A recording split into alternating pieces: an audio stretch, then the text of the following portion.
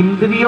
आपण मानकर इंद्रिय शब्द इंद्र ठार आसी तेणु इंद्र जो पदवी बा राजा बा मालिक से परी इंद्रिय तो शरीर मालिक सी जहाँ कहले तू सैया करू या बिना तोर गति मुक्ति नाई तू किसी करू नाई तो तोर जिते भगवान काम करने की इच्छा थे जदि तो गोड़ न चलला हाथ न उठिला ताले तू भगवान कर्म करें जिते इच्छा थे हम तेणु इच्छार मायने ठारू इंद्रियर मायने रही तेणु प्रभु कहले ये इंद्रिय को वशीभूत करे ना प्रभु केमिति करी काण मो भांगिले प्रकृति गण ये इंद्रिय परा मते अधीन रखी तोर कथा चलला बेले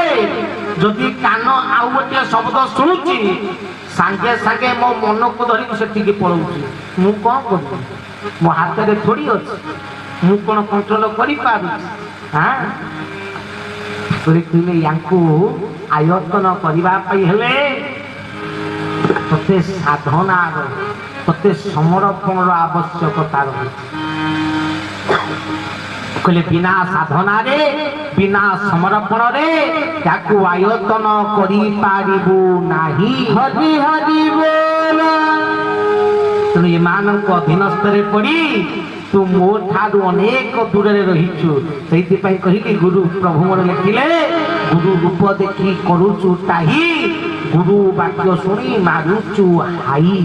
हाँ आमे माने जेते बसीचे गुरुंकर वाक्य को ग्रहण केते जण करिसंती गुरु वाक्य रे गुरु मार्ग रे केते जण चालिसंती प्रवचन आसिले सुनिले होबो नाही से वाक्य को ग्रहण करिबा को पड़िबो हाँ केशवंक कथा को मानिबा को पड़िबो व्यक्ति स्वार्थ जीव को न देखी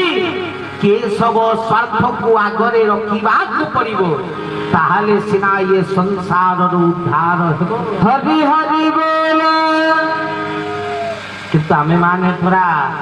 जगत स्वार्थ को आगे रखिते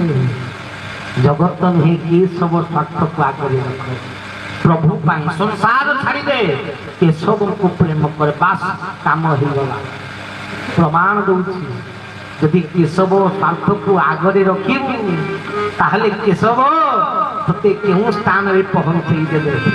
कहले जो दिन भक्त तालिका रे नाम को लिखिबी बंधु बांधव सकल बहिनी करिबी धन रतन से न देबी किछि मुंड कुंगिबा पाई स्थान भी न देबी एते दुख सही दिए मो पाके आसीबो से जहा देबु हमें ये देवंकु दुल्ह